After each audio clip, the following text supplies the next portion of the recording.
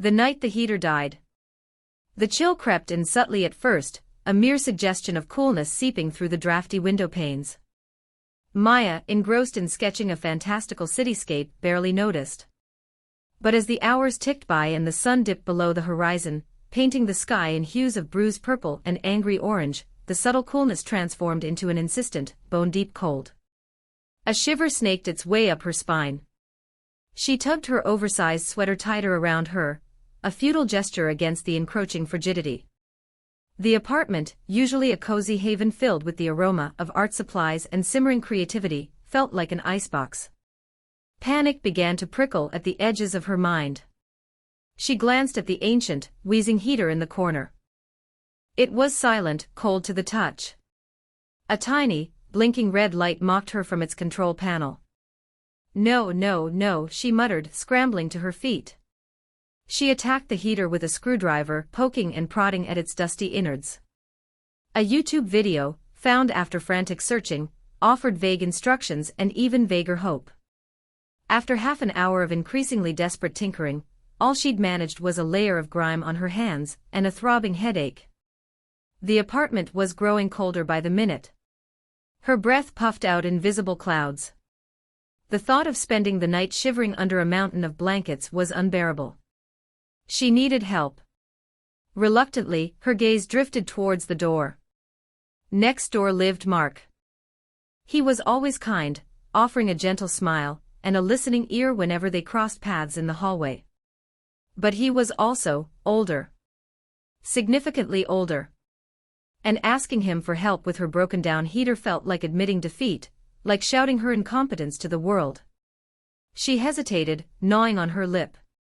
Pride wrestled with practicality. Common sense, spurred on by the chattering of her teeth, eventually won. Taking a deep breath, she crossed the hallway and knocked softly on his door. The sound echoed in the sudden silence. A moment later, the door swung open, revealing Mark. He was dressed in a worn, comfortable-looking cardigan, his kind face etched with concern.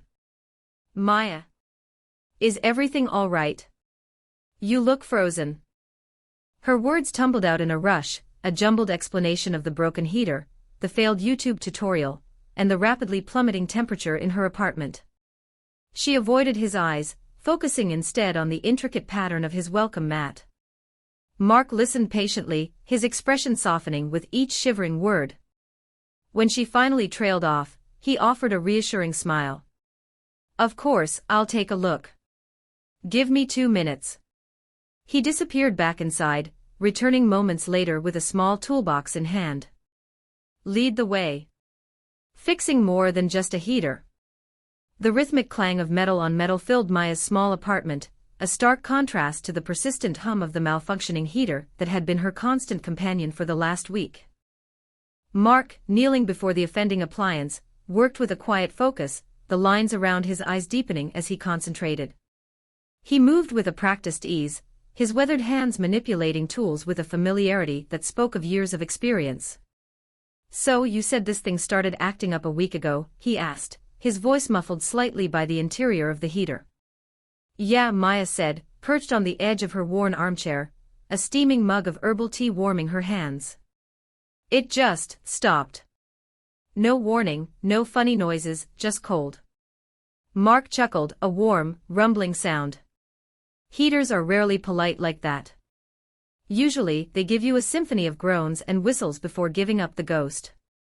He emerged from the heater, a soot-stained hand wiping across his brow. "Tell you what, this thing's older than I am, almost. But the parts are still good. Just a loose connection and a clogged filter." He proceeded to explain the intricacies of the heater's inner workings, using terms Maya didn't fully understand but found fascinating nonetheless. He spoke with a gentle enthusiasm, his passion for the subject infectious. He told a story about a particularly stubborn furnace he'd wrestled with for days, finally fixing it with a piece of chewing gum and a prayer. Maya laughed, the sound light and airy in the small space. It felt good to laugh, to relax, to simply be. As Mark worked, he shared anecdotes about his life, stories of his late wife, Sarah, their travels, and the simple joys they found in everyday moments. He spoke of her with such tenderness that Maya felt a pang of longing, a yearning for the kind of deep connection he described. Sarah always said I could fix anything, Mark said, a wistful smile playing on his lips. Except a broken heart, maybe. Maya's laughter faded, replaced by a quiet empathy. I bet you could fix that too, Mark. He looked up, his gaze meeting hers, a flicker of something unreadable in his eyes. Maybe, he said softly, before turning back to the heater. All right, let's see if this old girl wants to sing again.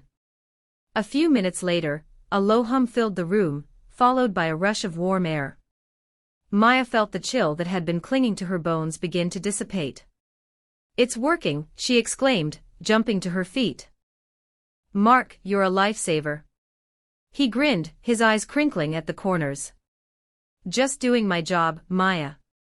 He packed up his tools, a satisfied air about him. I'll check on it again tomorrow, make sure everything's running smoothly. Thank you, Maya said, her voice sincere. Really, thank you. It wasn't just the heater she was grateful for. It was the warmth he had brought into her apartment, the laughter, the connection. She found herself looking forward to his return, a feeling she hadn't expected, a feeling that both excited and slightly unnerved her. Hot cocoa and study advice. The knock was softer tonight, almost hesitant. Maya practically tripped over her textbooks rushing to the door.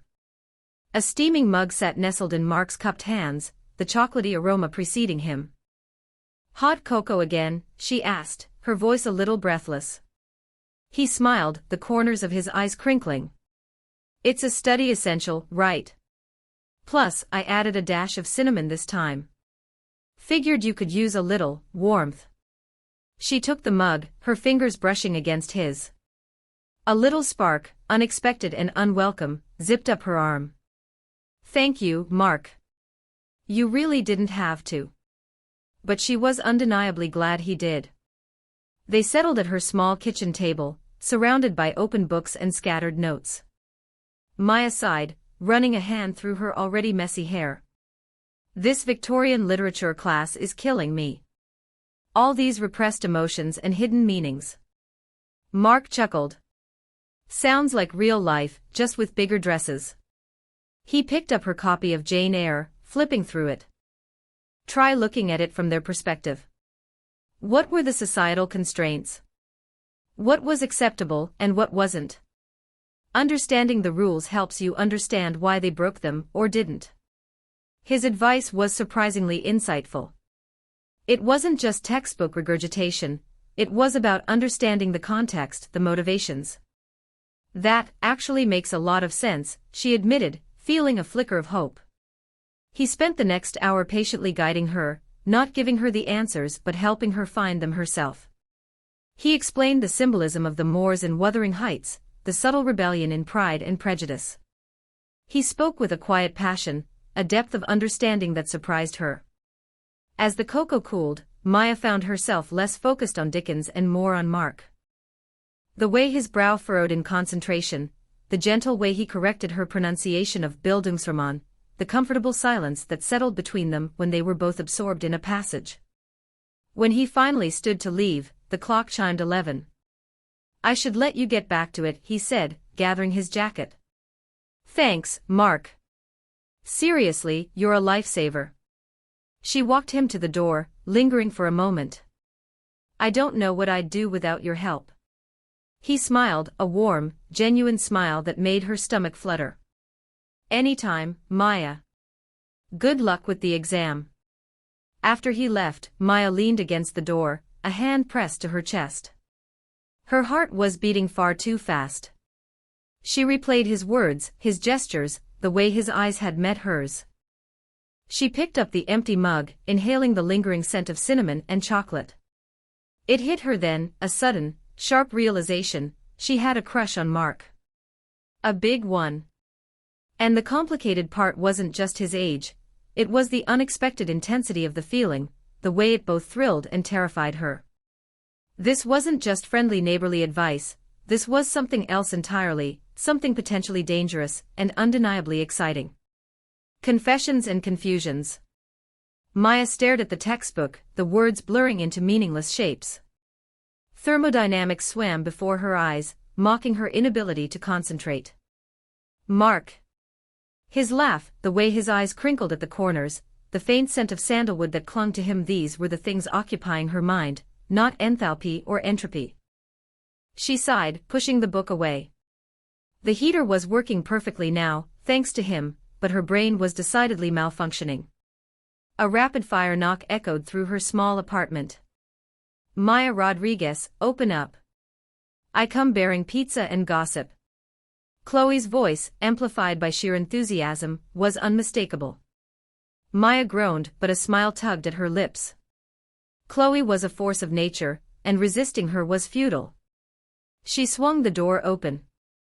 Chloe breezed in, a large pizza box balanced precariously in one hand, a mischievous glint in her eyes. So she said, dropping the pizza onto the coffee table with a thud. Spill. I saw Mark leaving earlier. He was practically radiating charm. What exactly transpired during this heater repair? Maya blushed, fiddling with the hem of her t-shirt.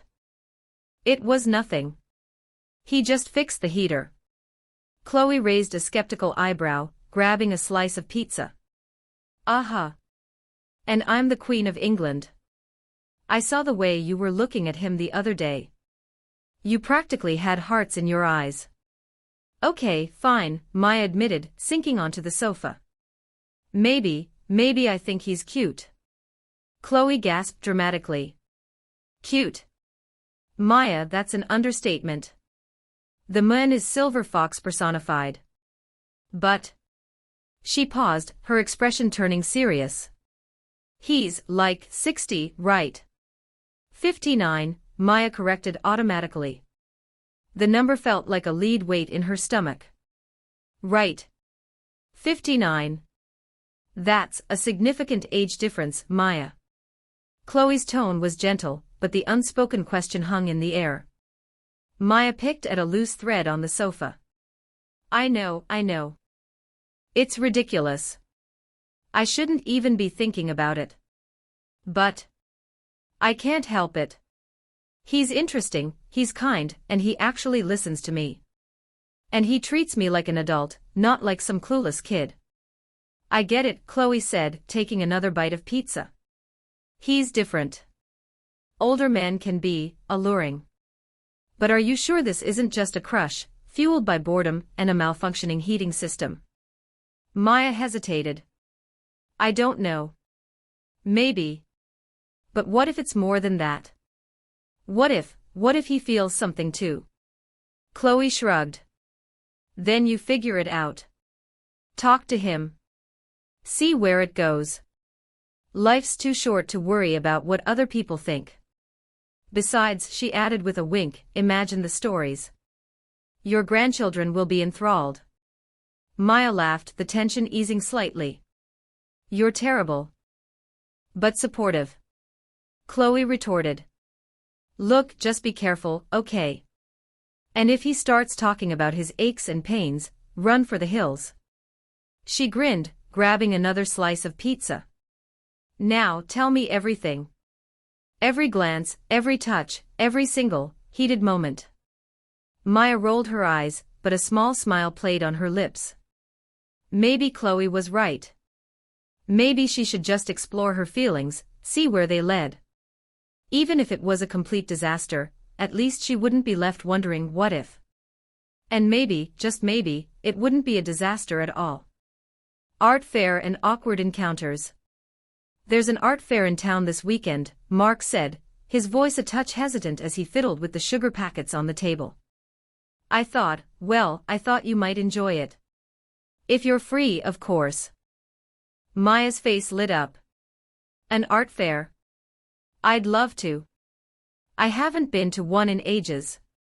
She'd always enjoyed wandering through rows of canvases and sculptures, even if she couldn't afford to buy anything. The creativity was infectious. Saturday dawned crisp and sunny, the air carrying the scent of pine from the nearby hills. Mark met her at her doorstep, looking relaxed in a chambray shirt and jeans. The fair was bustling, a kaleidoscope of colors and sounds. Strains of live jazz mingled with the chatter of the crowd, and the aroma of kettle corn hung in the air. They wandered through the stalls, stopping to admire paintings of swirling landscapes, intricate pottery, and quirky sculptures made of recycled materials. Maya was drawn to a booth displaying hand-blown glass, the delicate shapes shimmering in the sunlight. "These are incredible," she breathed, tracing the curve of a cobalt blue vase. Mark chuckled. "They are beautiful. You have a good eye, Maya." They debated the merits of abstract versus representational art, laughed at a series of paintings depicting dogs in human clothes, and shared a bag of warm, sugary donuts. Mark seemed genuinely interested in her opinions, and Maya found herself relaxing, the usual anxiety she felt around new people melting away. "This is nice," she said, almost shyly. Mark smiled, his eyes crinkling at the corners. "It is." As they rounded a corner, Maya noticed a woman standing near a display of woven tapestries. She was tall and slender, with a sharp, intelligent face. Her gaze was fixed on them, and there was something familiar about her. Mark stiffened beside her. "Sarah," he said, his voice tight. The woman Sarah walked towards them, her expression unreadable. She had Mark's eyes, the same shade of warm brown, but they held a coolness that Maya hadn't seen in him. "Dad," Sarah said, her tone neutral. "I didn't know you were interested in art fairs." Mark cleared his throat. "Sarah, this is Maya." "Maya, this is my daughter, Sarah." Sarah's eyes flickered to Maya, taking in her floral sundress, and the way she was clutching the half-empty bag of donuts. There was a brief, almost imperceptible pause, and then a cool smile touched her lips. "Nice to meet you, Maya," she said, but her eyes held a question, a suspicion. The air suddenly felt thick, and the scent of kettle corn was replaced with something sharp and unfamiliar. Daughter's disapproval. The scent of Sarah's lavender soap lingered in the air long after she'd settled into the armchair across from Mark. He'd just poured her a cup of tea, the steam curling upwards like a hesitant question mark. He knew why she was here. He could feel it in the tightness of her jaw, the way she avoided his gaze. "Maya seems nice," Sarah began, the word nice sounding brittle and forced. Mark took a sip of his tea, the warmth doing little to soothe the knot forming in his stomach. "She is. She's been a good friend." "Friend?" Sarah's eyebrows arched, a flash of something akin to disdain flickering across her face. "She's young, Dad. Very young. You barely know her." He set down his cup, the ceramic clinking softly against the saucer.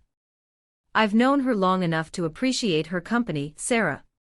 She's helped me with things around the house, kept me from feeling so alone." The word hung heavy in the air, a confession he hadn't intended to make. "There are other people, Dad. People your own age. You could join a book club, or volunteer at the hospital like you used to talk about doing with Mom." Her voice softened slightly, taking on a pleading tone. "I know, sweetheart, but Maya, it's different. She understands me in a way that, well, it's just different." He struggled to articulate the lightness Maya brought to his life, the way she coaxed him out of his shell without even trying. It sounded ridiculous, even to his own ears. Sarah sighed, running a hand through her sleek, dark hair. "I just don't want you to get hurt, Dad.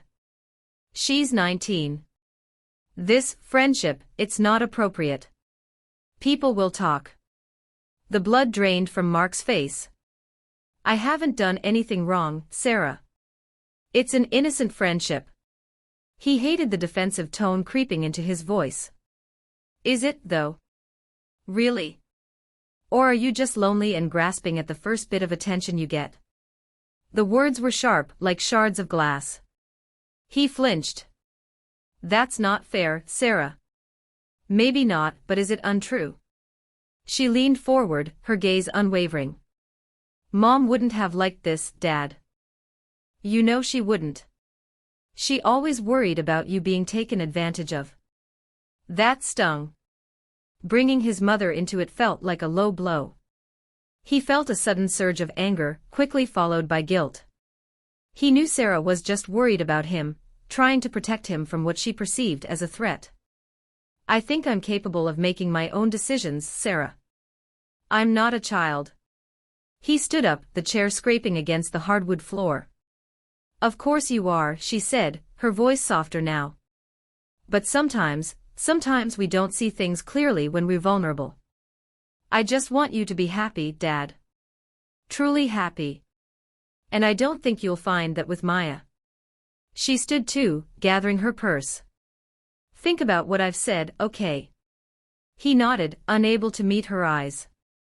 The lavender scent of her perfume filled the air as she walked to the door, a constant reminder of the disapproval she left hanging between them. He watched her go, the front door clicking shut with a finality that echoed in the sudden silence. The tea in his cup had gone cold. The cold shoulder.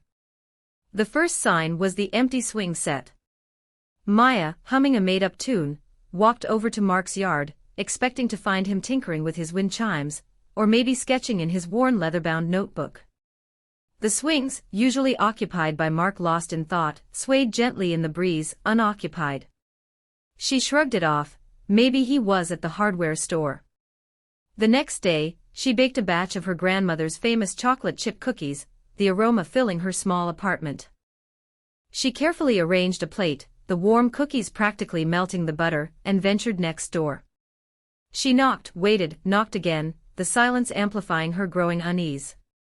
She could have sworn she saw a flicker of movement behind the curtain in the living room, but no one answered. He wasn't answering her texts either. Usually, he replied within minutes, offering witty observations or thoughtful questions. Now, nothing. The blue speech bubbles mocked her from her phone screen, unanswered. The confusion began to curdle into something sharp and unpleasant. Had she done something? Said something wrong? She replayed their last conversation in her head, searching for a misstep, a careless word. All she could recall was laughter, a shared appreciation for a fiery sunset, and the comfortable quiet they had fallen into as they watched the sky bleed into shades of orange and purple. The silence stretched into a third day. Maya found herself staring out her window, watching for any sign of him. The vibrant colors of the autumn leaves seemed to mock her with their ephemeral beauty, a reminder of the fleeting nature of things. A knot tightened in her stomach. She couldn't stand it any more. Taking a deep breath, she marched next door and hammered on his door, ignoring the tremor in her hands. Mark. I know you're in there. Open up. A long, drawn-out moment passed. Finally, the door creaked open, revealing Mark. He looked rumpled, his usually neat gray hair disheveled, his eyes shadowed. Maya, he said, his voice flat, devoid of its usual warmth. What's going on? She demanded, her voice trembling slightly. Why are you avoiding me? Did I do something? He shifted his weight from one foot to the other, avoiding her gaze. It's complicated. Complicated, she echoed, incredulous. What's complicated about saying hello, or answering a text? We were friends. The word felt flimsy, inadequate, even as she said it. He finally met her eyes, and she saw a flicker of something she couldn't quite decipher: regret. Fear. Maya, this isn't appropriate. I can't. He trailed off, unable to finish the sentence. Can't what, Mark? Can't be seen talking to a 19-year-old. Is that it? The words stung as she spoke them, confirming a fear she hadn't dared to voice. The cold shoulder was more than just a silence, it was a judgment. He sighed, running a hand through his hair. It's not that simple. I need some space. He stepped back, the space between them widening, a chasm opening up where connection had been. The scent of his familiar pipe tobacco, usually comforting, now felt like a barrier. Space, she repeated, her voice barely a whisper. Okay. Turning, she walked away, the plate of cookies still sitting forgotten on her counter. The sweetness now tasted like ashes in her mouth. Conflicted feelings. The ghost of wood smoke clung to Maya's cardigan as they settled onto Mark's porch swing. The sky bled from a deep violet to a soft coral, echoing the disquiet within her. His invitation had followed the mending of her temperamental heater, a kindness as familiar as the swing's weathered planks. Yet, the air buzzed with unspoken truths, an undercurrent that hummed between them. He cleared his throat, the sound a stark intrusion on the stillness. "Maya," he began, his voice a gravelly murmur. "Something's been on my mind." He averted his gaze, focusing on his neighbor's meticulously trimmed lawn. I truly value our time together. Perhaps more than I should." Maya's pulse quickened. She'd sensed it, this burgeoning connection, this surprising magnetism. His confession sent a tremor through her, a blend of exhilaration and apprehension. "I enjoy your company too, Mark." She kept her tone even, attempting to lighten the gravity of his words. He finally met her gaze, his eyes betraying a vulnerability that resonated within her. "But it's layered, Maya. You're vibrant on the cusp of everything, and I'm—" He hesitated, searching for the right phrasing. "I'm concerned about the disparity in our ages. The potential judgment. And, frankly, about Sarah's reaction." Maya covered his hand with hers. His skin was warm, roughened by labor, a testament to his life's work. "Mark, none of that concerns me." She gave his hand a reassuring squeeze. "I appreciate you for who you are. For your attentive ear, your ability to make me laugh, your knack for fixing anything with a wrench and a smile." He turned his hand over, enveloping hers. "It's not that straightforward, Maya. This is uncharted territory for me. I haven't experienced anything like this well, it's been a while." He sighed, the sound weighted with the passage of years. "Sarah, she's fiercely protective. She worries about my solitude. But she also holds firm views on how my life should unfold." Maya understood perfectly. She knew the feeling of someone attempting to chart your course. Your life belongs to you, Mark. Not her, not anyone else. She paused, her thumb tracing patterns on his palm. "And as for age, I'm not seeking a father figure. I'm searching for a genuine connection, someone who truly sees me." She held his gaze, willing him to believe her sincerity. "I see you, Mark. And I'm drawn to what I see. One cozy night at a time." Mark watched Maya disappear into her apartment, the scent of her vanilla shampoo lingering in the hallway. He stood there for a moment, the weight of the past few days settling on his shoulders. He'd spent so long guarding his heart, building walls brick by careful brick. But Maya was a wrecking ball in a sundress. He went back inside, the silence of his own apartment suddenly amplified. He walked to the window, looking out at the twinkling city lights. What was he so afraid of? He was lonely. He deserved happiness. And the truth was, he was drawn to Maya in a way he hadn't felt in years. He picked up his phone, his thumb hovering over her contact. He almost chickened out, then took a deep breath and pressed call. "Hey," Maya answered, her voice breathless. "Hey yourself," Mark said, a smile tugging at his lips. "I was wondering, would you maybe want to come back over? I made enough hot chocolate for an army." There was a pause. "Are you sure?" "I don't want to, you know, I'm sure," Mark said softly. "We can just talk. Or watch a terrible movie. Whatever you want." A few minutes later, Maya was back, wearing an oversized hoodie and fuzzy socks. She looked younger, more vulnerable. Mark led her to the living room, where he'd lit a fire in the fireplace. The flames danced, casting warm shadows on the walls. They settled on the couch, a comfortable distance between them. Mark handed her a mug of hot chocolate. "So," he began, "about what happened earlier." Maya fiddled with the string of her hoodie. I don't want things to be weird." "Me neither," Mark said. "Look, I know this is probably crazy. But I really like you, Maya. And I want to see where this goes. If you're willing." Maya's eyes widened. Really? Mark nodded. Really? But he added quickly, only if you're comfortable. We can take things as slow as you want. No pressure, I promise. A relieved smile spread across Maya's face.